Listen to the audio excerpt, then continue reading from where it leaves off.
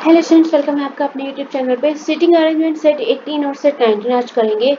थोड़ा सा टफ है क्योंकि बहुत ज़्यादा इन्फो नहीं मिलेगी आपको, इन्फो आपको कम रहेगी जिससे आपको अपने आप से फिक्स करके सबको बैठाना पड़ेगा। ठीक है, देखो 8 पर्सन है, 8 पीपल हैं, MNOP, QR, SC are sitting in rectangular table such that 4 of them जो है वो फेसिंग सेंटर है, बाकी बचे हुए आपके आउटसाइड देख रहे हैं, टेबल के अनदर साइड देख रहे हैं। क्लियर?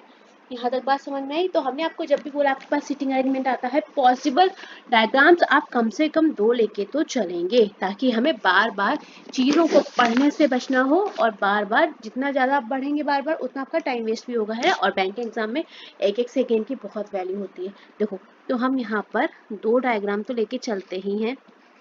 जगह आज थोड़ी सी हमारे पास कम है बट कोई इशू नहीं है। स्क्वायर हो गया है, रेक्टेंगुलर आप समझ लीजिएगा। चलो, क्या है? Q sits immediate right of N।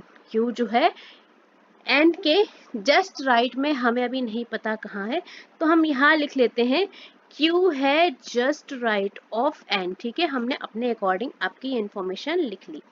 सही है, अभी हमें नहीं पता कहाँ बैठेगा, कोई बात नहीं, हम नहीं बैठाते हैं। Both Q and N are either facing the centre of the table और facing the centre of the table. देखो, यहाँ पे थोड़ा टाइपिंग मिस्टेक है। या तो वो दोनों दोनों के दोनों, या तो वो एक साथ बाहर देख रहे हैं, ठीक है, और या तो वो एक साथ दोनों अंदर देख रहे हैं। मतलब जैसा कि Q फेस करेगा, जैसा N फेस करेगा, दोनों एक जैसा फेस करेंगे। यहाँ तक बात समझ में आई? चलो, R is facing the centre of the table. R जो है हमारा वो टेबल के सेंटर की तरफ फेस कर रहा है, ठीक है। T sits immediate right of R। T जो है हमारा R के जस्ट राइट में है, जस्ट दाईं ओर है, ठीक है। यहाँ से हम इन्फो कुछ फिल कर सकते हैं, देखते हैं। माना कि हमने R हमारा यहाँ पर फिक्स है, R यहाँ पर फिक्स है, और क्या है? Facing centre. यहाँ तक बात कंफर्म थी। अब एक चीज और है, क्या? T जो है वो R के इमीडिएट राइट में था, तो उस हिसाब से T हमारा यहाँ पर फिक्स हो जाएगा। ठीक है, यहाँ तक बात आपको कंफर्म हो गई। जहाँ पे समझ में नहीं आएगा वहां पर आप हमें तुरंत बता देना। आगे चलते हैं। आगे बोला है O is sitting opposite to N। O जो है आपका क्या कर रहा है? N के ऑपोजिट में है। यहाँ तक बात समझ में आई? And one of them is facing the centre of the table. और O और N में से केवल एक जो है वो इनसाइड देखेगा। तो हमने यहाँ पर लिख लिया केवल एक जो है वो कहाँ देखेगा? इनसाइड देखेगा। अपने अकॉर्डिंग हमने इंफॉर्मेशन को साथ में यहाँ पर साइड में प्लेस कर लिया। आगे चलते हैं। Both T and S are either facing the centre of the table और facing the centre of the table. यहाँ पर थोड़ा सा टाइपिंग एरर है, जहां आपको 2 बार facing the centre of table मिल रहा है, उसका मतलब ये facing outside of the table और इनसाइड ऑफ द टेबल। ठीक है, तो वहां पर आप थोड़ा सा करेक्शन कर लीजिए। हमने अभी अभी ध्यान दिया है, जैसा हम पजल कराने अरेंजमेंट कराने लग रहे हैं, तो हमने यहाँ पर थोड़ा सा है, यहाँ पर प्लीज इसको मैं फिर से रिपीट कर रही हूँ, थोड़ा सा ध्यान दे दीजिएगा। टूवर्ड्स और बैकवर्ड की बात हो रही है। क्लियर? तो दोनों में से एक कोई बाहर रखिएगा। अगला क्या बोल रहा है? T और S के बारे में भी उन्होंने क्या बोला है? T और S भी या तो दोनों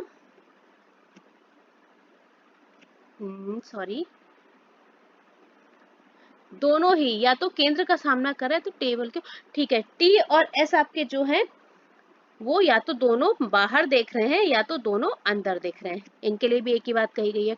आगे चलते हैं। Only one of S and R is facing the center of the table। अब बच्चे एक बात बताओ, उन्होंने बोला है केवल S और R में से केवल एक सेंटर की तरफ देख रहा है।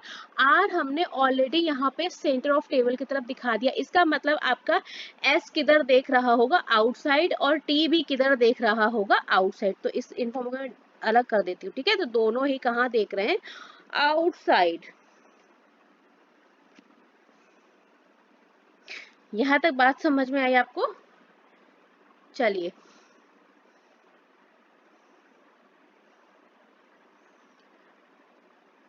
S और R में केवल एक केंद्र का सामना करे, तो हमने बोल दिया R जो है S के ऑपोजिट नहीं बैठा है, तो S हमारा यहाँ नहीं आएगा और यहाँ नहीं आएगा, क्योंकि वो ऑपोजिट में नहीं बैठा है। यहाँ तक बात क्लियर हो गई? आगे चलते हैं। एम पी के दाईं ओर दूसरे स्थान पर बैठा है। अब एक बात बताओ, जब आपका एम जो है पी के दाईं ओर दूसरे स्थान पर बैठेगा तो हमें पी फिक्स करना पड़ेगा, और पी किसी एक कोने पे बैठा है। P seats eight one of the corner, ठीक है। पी को हम कहाँ कहाँ बैठा सकते हैं, देखो, या तो हम पी को यहाँ पे बिठा सकते हैं, ठीक है, या तो हम पी को यहाँ पे बिठा सकते हैं। एक कंडीशन है, पी को हम यहाँ भी बिठा सकते हैं। चलो देखते हैं तीनों पोजीशन पे, एक बार हम लोग रख के देख लेते हैं कि तीनों पोजीशन में हमारा पी कहाँ वेरी करेगा। ओ एम के निकट बाईं ओर बैठा है। अब एम कहाँ बैठा है, पी के दाईं ओर दूसरे स्थान पर। समझना, अगर m हमारा p के दाईं ओर दूसरे स्थान पर बैठा है तो m हमारा यहाँ पे नहीं आएगा। इसका मतलब हमें कहीं ना कहीं m को यहाँ पर फिक्स करना पड़ेगा और p को किधर दिखाना पड़ेगा, इधर। ठीक है, यहाँ तक बात समझ में आई। अब मान के चलो अगर हमारा m इधर बैठा है, p इधर फेस कर रहा है, m का फेस किधर हो गया, सेकेंड दाएं, ये हो गया। अब अगर P हमारा यहाँ बैठा है तो फर्स्ट सेकेंड छोड़ के M यहाँ नहीं आ सकता, अगर P यहाँ बैठा है तो M की पोजीशन ये हो जाएगी। पर क्या हो जाएगी, सेकेंड राइट में है तो इस P की फेस क्या होगी, बाहर की तरफ होगी। ठीक है, हम एक ही डायग्राम में आपको दो पॉसिबल डायग्राम, दो चीजें समझा रहे हैं। आगे चलते हैं।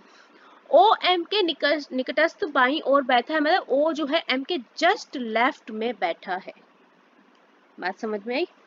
अब अगर O जो है हमारा M के जस्ट लेफ्ट में बैठा है तो चीजें देखो क्या होने वाली हैं। अगर हम M को यहाँ पर इनसाइड फेस कराएंगे तो ये राइट साइड हो जाएगा, तो यानी कि O हमारा यहाँ बैठेगा। अगर O यहाँ बैठेगा तो हमारा N कहाँ हो जाएगा, यहाँ। ठीक है, और अगर हमारा M जो है बाहर की तरफ देखेगा तो O यहाँ हो जाएगा, लेकिन T हमारा सामने पड़ जाएगा, इसकी वजह से आपका N नहीं बैठ पाएगा। ठीक है, तो मतलब हमें M को इनसाइड फेस कराना पड़ेगा तो हम O को सही जगह पे प्लेस कर पाएंगे। यहाँ तक बात समझ में आई। चलो, तो एक कंडीशन तो हमारी हट गई कि M को हमें इनसाइड फेस कराना पड़ेगा। आगे देखते हैं, यहाँ पर देखते हैं, अगर हम O को फिक्स कराते हैं और आगे थोड़ा सा स्टेटमेंट और पढ़ लेते हैं, कुछ और भी इंफॉर्मेशन है।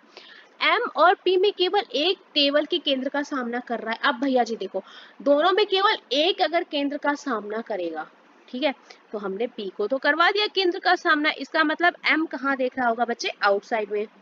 ठीक है, यहाँ पर देखो, अगर P अंदर की तरफ देखेगा तो M को कहाँ देखना चाहिए था, आउटसाइड में, लेकिन आउटसाइड में हम O को नहीं बैठा पा रहे थे। इसका मतलब P की पोजीशन यहाँ पर तो फिक्स नहीं हो पाएगी। और अगर यहाँ पर हमारा M अंदर देखेगा तो P देखेगा बाहर। क्लियर, ये बात समझ में आ गई। चलो, तो एक पॉसिबल डायग्राम आपका गलत हो जाता है। अब हमारा M यहाँ हो गया, अगर M यहाँ हो गया तो O की पोजीशन बच्चे कहाँ आ जाएगी, अपने आप यहाँ, और O के सामने कौन बैठा था, N बैठा था, तो वो आ जाएगा यहाँ। अब दोनों में से O और N में से दोनों में से केवल एक इनसाइड देख रहा है, अभी हमें नहीं पता कौन इनसाइड देख रहा है। कोई बात नहीं है, हम आगे और पढ़ लेते हैं। Q जो था वो जस्ट राइट था N के। अगर यहाँ पर Q को आप जस्ट राइट करोगे N के तो आपको N को किधर फेस कराना पड़ेगा बच्चे, बाहर की तरफ, है ना, तब आप Q के लिए ये पोजीशन निकाल पाओगे। लेकिन अगर यहाँ पर बच्चे P है और यहाँ पर N है तो जस्ट राइट में Q कहाँ ले जाओगे बताओ, नहीं ले जा पाओगे Q को कहीं भी, तो आपका ये डायग्राम हो जाएगा गलत। क्यों गलत हुआ, क्योंकि आप Q को जस्ट राइट में शिफ्ट नहीं कर पाओगे। अब O और N के लिए क्या था कि O और N जो है हमारा एक बाहर देखेगा एक अंदर। अब ये बाहर देख रहा है तो O की फेसिंग बच्चे हमारी कहाँ हो जाएगी, इनसाइड हो जाएगी। पूरा काम हमें केवल इस डायग्राम पे करना है, कोई दिक्कत वाली बात नहीं। Q और N के बारे में क्या था, या तो दोनों बाहर देखेंगे या तो दोनों अंदर देखेंगे। अब N बाहर देख रहा है तो Q भी हमारा कहाँ देखेगा, बाहर देखेगा। O और N की डायरेक्शन आपकी डिसाइड हो गई है।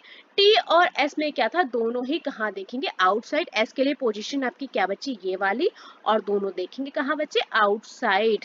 S और T का डिसाइड आपने कैसे किया था, हमने आपको वहां पर बताया था R के बेस पे कि R और S में से एक इनसाइड देखेगा। ठीक है, तो फाइनल डायग्राम जो बच्चे आपका बनके रेडी हुआ है वो हुआ है ये वाला।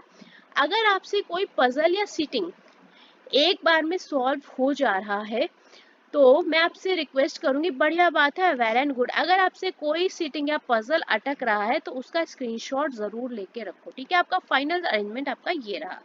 क्लियर, चलिए दूसरे क्वेश्चन पे मूव ऑन करें।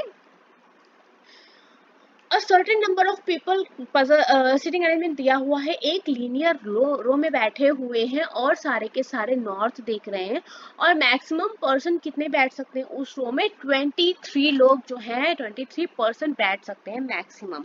यहाँ तक बात सही है। चलेंगे हम लोग जैसे हमने आपको सिखाया है, जो डेटा आपको मिलता जाए सीधा सीधा उसको कलेक्ट करते जाना है, और जो डेटा नहीं आप फिक्स कर पा रहे हो उसको साइड में लिखते जाना है, ठीक है, ताकि आपको वक्त पढ़ने पे बार बार क्वेश्चन हर एक चीज ढूंढ के फिर से ना पढ़नी पड़े। चलो, के और टी के बीच सीटों की जो संख्या है, ठीक है, वो टी और डब्ल्यू के बीच सीटों की संख्या के समान है। तो हमने यहाँ पर लिख लिया, अभी हमें पता के और टी के बीच में जितनी सीट है उतनी ही सीट्स हैं बच्चे टी और डब्ल्यू के बीच में, हमने अपनी लैंग्वेज में यहाँ पर फ्रेम कर लिया। आगे चलते हैं।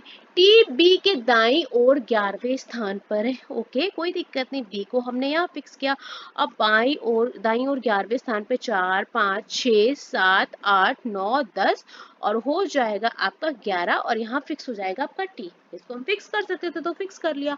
एच बी के बाईं ओर 5वें स्थान पर है और बी एच के दाईं ओर 3रे स्थान पर है। अगर बी जो है एच के दाईं ओर 3रे स्थान पर, इसका मतलब आपका एच कहीं यहाँ पर होगा। और क्या दिया है? एच वी के बाईं ओर 5वें स्थान पर है, इसका मतलब आपका वी कहाँ हो जाएगा? 1 2 3 4 5, मतलब वी आपका यहाँ पर हो जाएगा, ठीक है। बात समझ में आई कैसे आया? हमने एक ही स्टेटमेंट में लाइन को कंप्लीट कर दिया। आगे चलते हैं। एक्स एच के बाईं ओर बैठा है, लेकिन जस्ट बाईं यानी निकटस्थ बाईं मतलब जस्ट बाईं ओर नहीं बैठा है, ठीक है, तो हमने एक प्लेस यहाँ पर छोड़ दिया और इधर कहीं पे एक्स आ रहा होगा, मान लेते हैं कहीं भी एक्स आ रहा होगा, और ए एक्स के निकटस्थ बाईं ओर बैठा है, मतलब ए जो है वो एक्स के जस्ट बाईं बैठा है, मतलब ए और एक्स एक साथ आ जाएंगे। वाई और के बीच में केवल कितनी सीट्स है? 3 सीट्स हैं, तो हमने यहाँ पर लिख लिया, हमें नहीं पता अभी कितनी कहाँ कौन बैठा है। y और k के बीच में 3 सीट है। k और g के बीच सीटों की जो संख्या है वो y और k के बीच सीटों की संख्या की 2 गुनी है। इसका मतलब जो सीट्स k और g के होंगी इसका 2 गुना कितना हो जाएगा? 6 हो जाएगा। k और g के बीच में 6 सीटें हो जाएंगी। आगे देखते हैं। g और v के बीच 13 सीटें, बढ़िया। अब देखो G और B के बीच 13 सीटें, अगर आप G को इस साइड बिठा लोगे बच्चे, G को इस साइड ले जाओगे तो कैलकुलेट करो जरा, नंबर्स बढ़ जाएंगे क्या? 23 सीट्स हैं, 1 2 3 4 5 6 7 8 9 10 11 12 13, और फिर G बैठा लोगे तो आपके 23 से ज्यादा हो जाएंगे, इसलिए हमें कहाँ ले जाना पड़ेगा? G और B की 13 सीट्स को इस तरफ। 1 2 3 4 5 6 7 8 9 10 11 12 और 13, और फिर क्या आ जाएगा बच्चे हमारा? G। बात समझ में आई? आगे चलते हैं। K और G के बीच सीटें कितनी हैं? 6। 1 2 3 4 5 6 सीटों को छोड़ के आपका K आ जाएगा, और Y और K के बीच में सीटें कितनी हैं? 3। अभी हमें y की पोजीशन क्लियर नहीं है, कोई बात नहीं। अगर हम y और y के बीच में 3 सीटें बिठा के अगर हम यहाँ पे वो कर देंगे y, तो यहाँ पर कंडीशन क्या है? y और g के बीच कम से कम 4 सीटें, जो कि यहाँ पर नहीं आएंगी। इसका मतलब y हमें कहाँ ले जाना पड़ेगा? इस साइड। तो 1 2 3 और यहाँ पर क्या आ जाएगा आपका? y, ठीक है। तो y और g के बीच कम से कम 4 सीटों से ज्यादा हो गई। यहाँ पर g किसी अंतिम छोर पे बैठा है, हमने यहाँ पर फिक्स कर दिया। जब अंतिम छोर पर फिक्स कर दिया तो टोटल कैंडिडेट आपको कितने सेट करने थे? 23। काउंट करो, 23 हो गए क्या? 1 2 3 4 5 6 7 8 9 10 11 12 13 14 15 16 17 18 19 20 21 22 23, मतलब हमें यहाँ कंटिन्यू बैठाना पड़ेगा। 23 जो है आपका यहाँ पर कंप्लीट हो जाएगा, ठीक है। और सारे फेसिंग किधर थे? नॉर्थ फेसिंग थे, तो कोई प्रॉब्लम नहीं है, हमने सारे जितने भी एलिमेंट्स थे हमने सबको फिक्स कर लिया। के क्या बचा है? पहली कंडीशन बची है, के और टी के बीच में जितने पर्सन हैं उतने टी और डब्ल्यू के बीच में है, तो के और टी के बीच में 1 है, तो डब्ल्यू हमारा यहाँ आ जाएगा, ठीक है। चलो, तो ये अरेंजमेंट आपका यहाँ पर खत्म होता है। ये हो गया हमारा फाइनल अरेंजमेंट। ये थोड़ा सा इजी था, आपका वन टाइम में हो जाएगा। अगर फिर भी किसी क्वेश्चन में प्रॉब्लम आती है तो हमें कमेंट बॉक्स में कमेंट कर दीजिएगा। जितने भी सीटिंग कर रहे हो, पजल कर रहे हो, कोडिंग इनकोडिंग कर रहे हो, या मशीन इनपुट कर रहे हो, कोई भी क्वेश्चन आप कर रहे हो जो आपसे इजीली हो जा रहे, वो तो आपसे हो ही जाएंगी, क्योंकि वो पैटर्न इजी है अगर, तो आपसे आराम से हो जाएगा, डूएबल है। थोड़ा सा टफ पड़ता है, कोई बात नहीं, आप उसको दोबारा प्रैक्टिस कर सकते हो। लेकिन अगर कोई आप ज्यादा किसी क्वेश्चन में अटक जा रहे हो, तो एक बार उसको दोबारा से करो, और हो सके तो स्क्रीनशॉट लेके फोन में सेव करके रख लो, है ना। क्योंकि जब आपको टाइम मिले आप उसको फिर से सॉल्व करो। क्वेश्चन गलत नहीं करना है, क्वेश्चन सही से पढ़ना है, और जो क्वेश्चंस नहीं हो रहा है उनको एक बार फिर से रिवाइज करना है, ताकि इस तरह का कोई भी क्वेश्चन हमसे अटके ना। क्लियर। तो वीडियो को यहाँ पर करते हैं खत्म। कल के लिए सोच रहे हैं आपका इनइक्वालिटी का सेशन करवा देते हैं, ताकि इनइक्वालिटी में जो भी प्रॉब्लम है आप लोग की, वो सभी आप लोग की रिजॉल्व हो जाए। तो इनइक्वालिटी सोच रहे हैं, अभी सिलॉक्स भी करा रहे हैं पैरेलल में, पजल भी चल रहा है, सीटिंग अरेंजमेंट भी चल रहा है, मशीन इनपुट और कोडिंग डिकोडिंग में हमारा रनिंग में चल रहा। हमने आपको मेन मेन टॉपिक वैसे भी करवा रखे हैं। इनइक्वालिटी की कोशिश करते हैं इनइक्वालिटी और करवा देते हैं, ताकि आपके सारे कॉन्सेप्ट क्लियर हो जाएं। ये क्लास जो जो बच्चे देख रहे हैं उनका सभी क्लास देखने के लिए थैंक यू। टेलीग्राम चैनल को अगर आप ज्वाइन कर सकते हैं तो प्लीज़ ज्वाइन कर लीजिए, लिंक आपको डिस्क्रिप्शन बॉक्स के नीचे मिल जाएगा। तब तक के लिए आप सभी लोगों से रिक्वेस्ट है, अगस्त में आपके बैंक एग्जाम भी शुरू हो जाएंगे, साथ में बने रहिएगा।